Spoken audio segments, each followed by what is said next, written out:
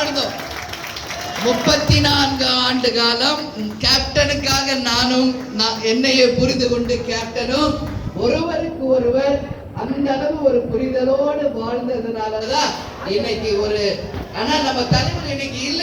ஆனா அந்த வருத்தம் நம்ம விட்டு என்னைக்கு போகாது. இருந்தாலும் மற்றவர்களுக்கு ஒரு உதாரணமாக வாழ்ந்திருக்கும். எனவே மணமக்கள் சிறப்பா இருக்கணும். ஆகஸ்ட் 25 நம்ம தலைவருடைய பிறந்த நாள்.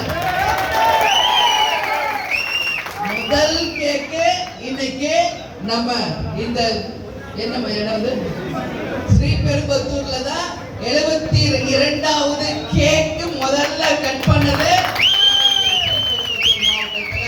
கொடியேற்றுதல் வழிநெடுக்க வரவேற்பு அளித்த அனைத்து நிர்வாகிகள் தொண்டர்கள் எல்லாருக்கும் மனப்பூர்வமான வாழ்த்துக்களை தெரிவித்துக் கொண்டு எல்லாரும் நீங்க இருந்து சாப்பிட்டுட்டு மணமக்களை ஆசீர்வாதம் பண்ணிட்டு மனமாற அவங்க நல்லபடியா இருக்கணும்னு வாழ்த்திட்டு போகணும்னு சொல்லி கேட்டுக்கிட்டு இந்த விழாவிற்கு வந்திருக்கும் அனைவருக்கும் இருகரம் கூப்பி தலைவர் எப்பவும் சொல்றது மாதிரிதான் தமிழன் என்று சொல்லடா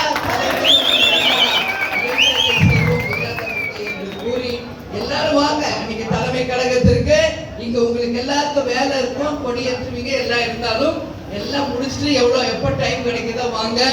நான் ஏன்னா காலையில இருந்து ஈவினிங் வரைக்கும் வருகின்ற அனைவருக்குமே கேப்டன் கோயில்ல அன்னைக்கு அன்னதானம் நடக்க இருக்கிறது. அது மட்டும் கிடையாது, நம்ம தலைவருடைய சிலை நம்ம அன்னைக்கு அமைக்க போறோம். முழு உருவ சிலை அப்புறம் பாதி சிலை ரெண்டுமே வைக்க போறோம். அது மட்டும் இல்ல, எப்பயும் நம்ம செய்யறது மாதிரி எம்ஜிஆர் ஸ்கூலுக்கு, டெல்லி தமிழ் சங்கத்திற்கு, அதே மாதிரி ட்ரைபல் பீப்புளுக்கு ஒரு பைக் வாங்கி தரோம். இது போன்ற நலத்திட்ட உதவிகளும் நம்ம தலைமை கழகத்துல பல்வேறு விதமாக செய்ய